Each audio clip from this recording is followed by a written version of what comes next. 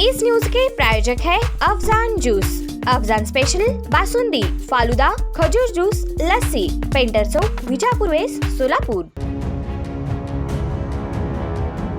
सोलापूर महानगरपालिकेकडून 2025-26 मध्ये कर दरवाढ करण्याचे नियोजन असेल तर 20 फेब्रुवारी पूर्वी करणे अपेक्षित होते, ते केले नाही। पुढील आर्थिक वर्षात कर व दरवाढ राहणार नाही। यंदा कर व दरवाढ नसल्याचे आम्ही आझादी बचाव न्यूज चॅनलवरती बातमी प्रसारित केली होती।